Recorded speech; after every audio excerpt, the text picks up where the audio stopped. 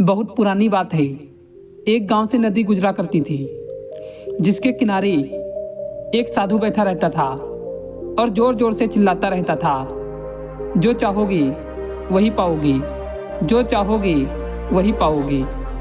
साधु को गांव के सभी लोग पागल, कुछ लोग मूर्ख और न जाने क्या क्या समझते थे।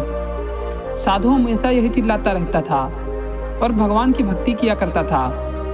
बहुत दिन बीत गए। एक दिन एक बेरोजगार लड़का वहां से गुजरा। उसने साधु की ये बात सुन ली और दौड़ा दौड़ा उसके पास पहुंच गया। उस लड़के ने साधु से कहा, क्या मैं जो चाहूंगा वही पाऊंगा? साधु ने मुस्कुराते हुए कहा, हाँ बेटा, जो तुम चाहोगे वही तुम पाओगे। लड़के ने फिर एक बार कहा, क्या आप सच कह रहे हैं? क्या सच में मैं जो चाहूंगा वही मैं पाऊंगा? साधु ने कहा, हाँ, जो तुम चाहोगे वही तुम पाओगे। लड़के ने कहा, क्या मैं सोने चांदी का बहुत बड़ा व्यापारी बन जाऊंगा? साधु ने कहा, हाँ बेटा, तुम अवश्य बनोगी। आज मैं तुम्हें कुछ सोने और चांदी की वस्तुएं दूंगा, जिसको तुमने ले जाना है और देखना तुम एक बहुत बड़े सोने चांदी के व्यापारी बन जाओगी। लड़के ने अपनी दोनों आंखें बंद की और साधु की ओर हाथ बढ़ा दिए। साधु ने एक हाथ लड़के का पकड़ा और कहा, यह लो बेटा, यह सोना है, इसे समय कहते हैं। तुम कभी भी इसको हाथ से मत जाने देना। इसका एक एक पल अपने लक्ष्य प्राप्त करने के लिए उपयोग करना। तुम एक दिन जरूर बहुत बड़े व्यापारी बनोगे। लड़के ने कहा, और बाबा चांदी?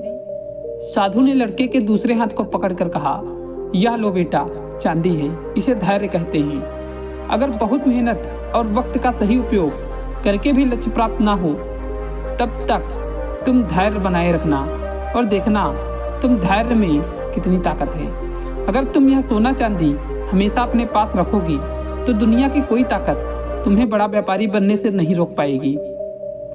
उस लड़के ने साधु की बात को अपने मस्तिष्क में बहुत अच्छे से बैठा लिया और कभी भी अपने वक्त का न दुरुपयोग किया, न कभी उसको हाथ से जाने दिया। वह अपने लक्ष्य को प्राप्त करने के लिए निरंतर प्रयास करता रहा और जब वह हार जाता तो वह धैर्य का सहारा लेता और फिर दोबारा कोशिश करता। देखते ही देखते बहुत कम समय में उस लड़के के अंदर व्यापार करने के वह गुण आ गए जो अभी तक किसी में नहीं थे। उसने बहुत छोटे से काम की शुरुआत की, अपने व्यापार को बड़े स्तर पर ले गया। आज के समय में वह सबसे बड़ा व्यापारी जो उसने उस दिन साधु से मांगा था वह बन गया। उसने अपने लक्ष्य को प्राप्त करने के लिए अनेक संघर्ष किए, अनेक चीजें सीखी और न जाने अपने समय का उपयोग किया और कभी भी अपने समय का दुरुपयोग नहीं किया, कभी अपना धैर्य नहीं खोया और उसने वही पाया जो वह चाहता था। समय और धैर्य वह ताकत है जिसका उपयोग करके व्यक्ति अपने मन मुताबिक लक्ष्य को प्राप्त कर सकता है। निरंतर आगे बढ़ते रहना और कभी अपने लक्ष्य से विमुख ना होना, यही हमें लक्ष्य प्राप्त करता है।